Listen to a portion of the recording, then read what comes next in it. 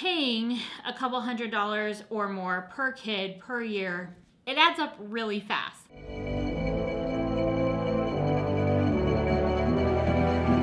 Hey guys, I am Elizabeth and welcome back to the Kilby Life.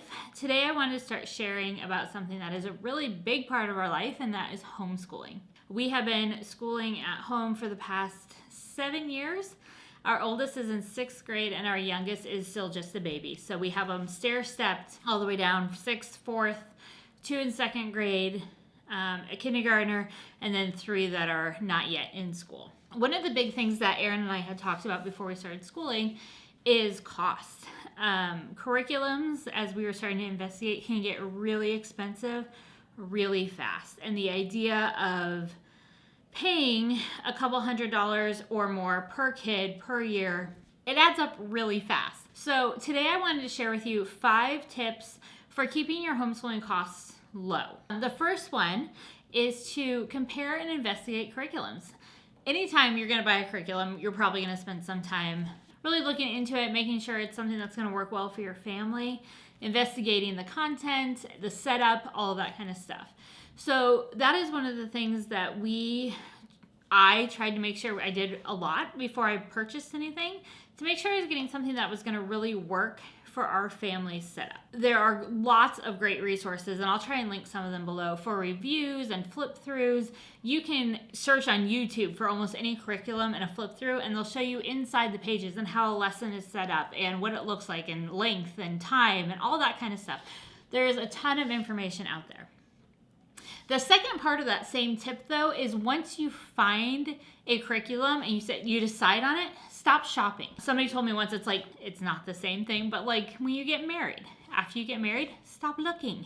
Once you commit to a curriculum, stop shopping, at least for a while. Make sure that one's going to work for you. And if for some reason it doesn't and there's something you need to fix, obviously, start back at the drawing board.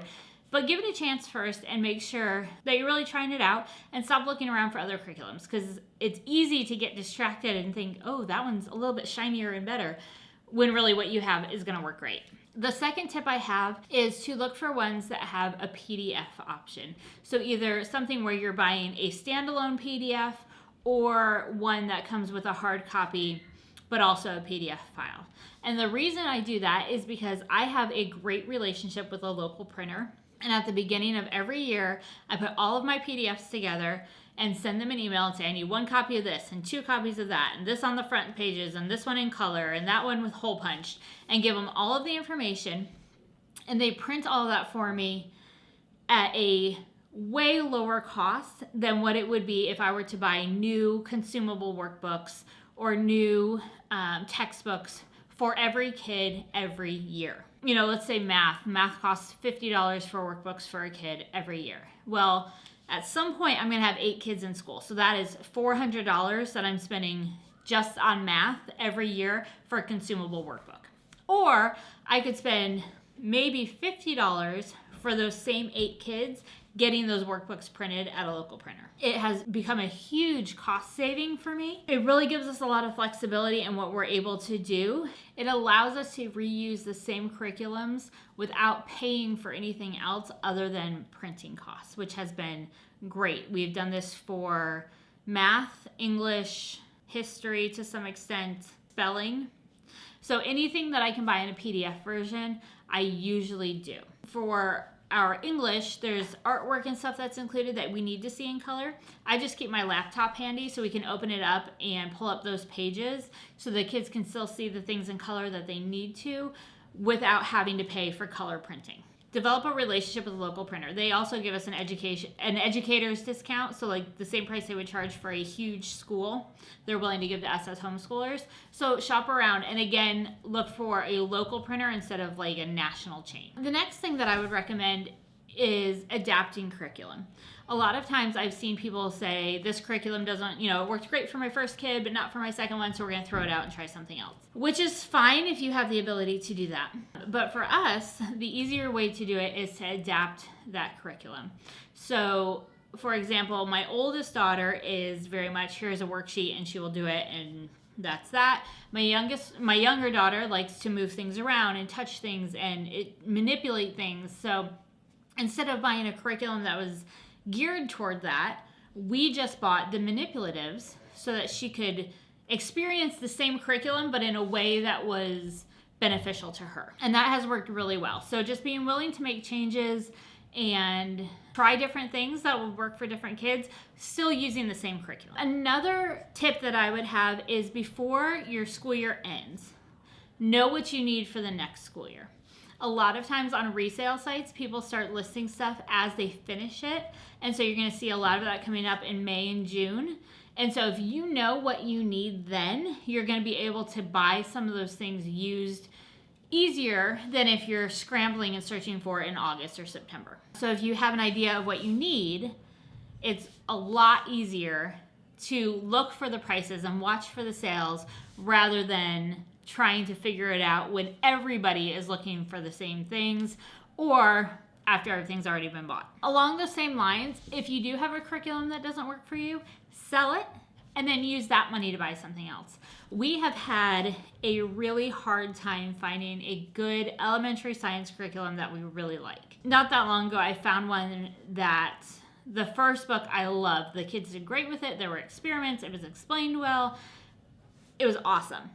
So in my wisdom, I bought all of the books in the series, or the first 4, I think, and thought, okay, we'll just go through it and we'll use it and the curriculum will be great. But the second book was not one that we enjoyed. And then the rest of them were kind of in that same format as the second one.